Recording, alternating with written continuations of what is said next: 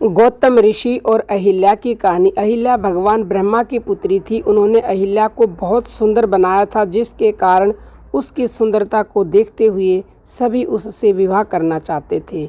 इंद्र भी अहिल्या की सुंदरता के कारण उससे विवाह करना चाहता था, लेकिन ब्रह्मा ने एक शर्त रखी, जो भी सबसे पहले तीनों लोकों की परिक्रमा सबसे पहले करके आएगा, उससे वह अहिल्या का विवाह कर देंगे। इंद्र ने अपनी सभी शक्तियों का प्रयोग करते हुए तीनों लोकों का चक्र पूरा किया, लेकिन नारद को जब इसके बारे में पता लगा तो उन्होंने ब्रह्मा को बताया कि इंद्र से भी पहले गौतम ऋषि ने तीनों लोकों का चक्र लगाया है। दरअसल गौतम ऋषि ने अपनी गाय का चक्र लगाया था।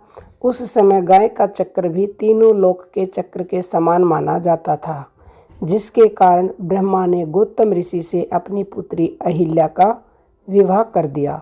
एक दिन जब गौतम ऋषि आश्रम में नहीं थे, तभी इंद्र ने गौतम ऋषि का वेश बनाकर अहिल्या के पास पहुंचा। वह अहिल्या को प्रणय के लिए कहने लगा, लेकिन अहिल्या को अपनी शक्ति से इंद्र के बारे में पता लग गया, जिसके कारण उसने मना कर दिया। जब इंद्र आश्रम से जा रहा था, तब वहां गौतम ऋषि आ गए।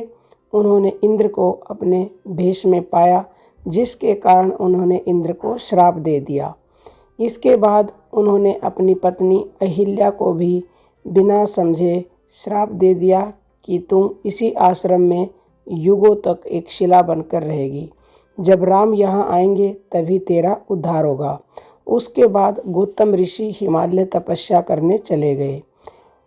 जब भगवान राम वनवास काल में थे, तभी विश्वामित्र के कहने पर वह उस आश्रम में गए और अहिल्या का उद्धार किया। अगर आपको यह कहानी पसंद आई है तो कमेंट करके ज़रूर बताएं और चैनल को लाइक, शेयर और सब्सक्राइब करें।